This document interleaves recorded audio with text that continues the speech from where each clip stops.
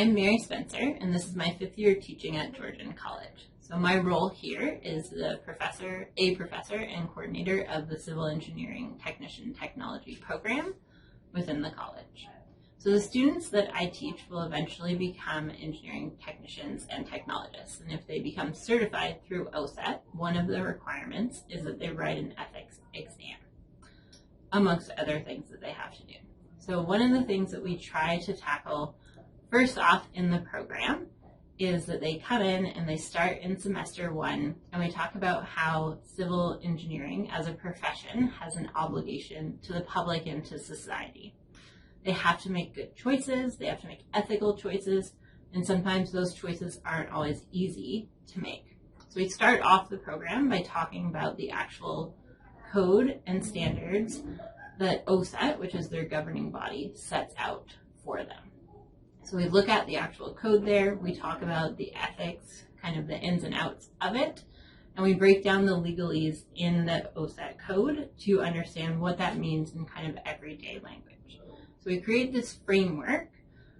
for ethics in the profession and how it relates to what they're going to eventually join in their careers. So it's not just kind of this pie in the sky idea. We also talk about different engineering events and disasters that have happened, both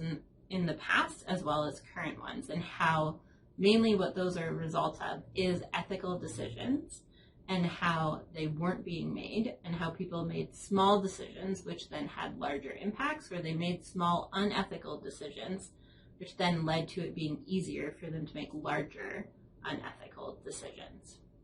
So we create a framework for all of these components, and after we've established this in class,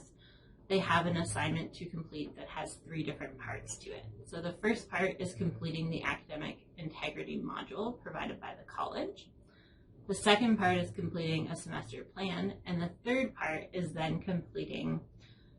writing about how the ethical requirements of the profession are similar and common to the ethical requirements at school in terms of academic integrity and how those two get married together.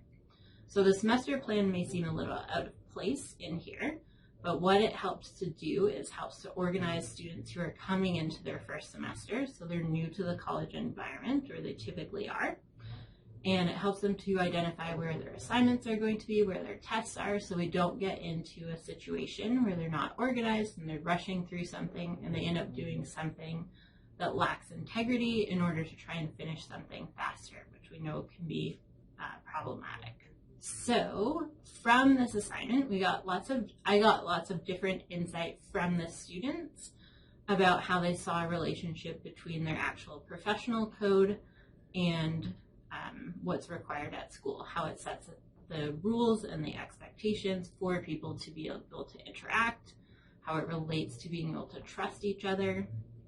and the work that's being done, especially as you move into the professional workforce. And I felt that they really got value from the assignment because it was relevant to what they were going to end up doing as a profession. So it wasn't just a thou shalt do this because we made the rules and said so, but it had some validity in terms of the real world, how it would be executed, why they need to follow these standards, why there are expectations for honesty throughout your academic career as well as throughout your professional career. If you're interested in exploring different ways that you can interact with ethics and academic integrity in your classroom to set the stage, there's a variety of resources on the website, or you can always get in touch with our Center for Teaching and Learning.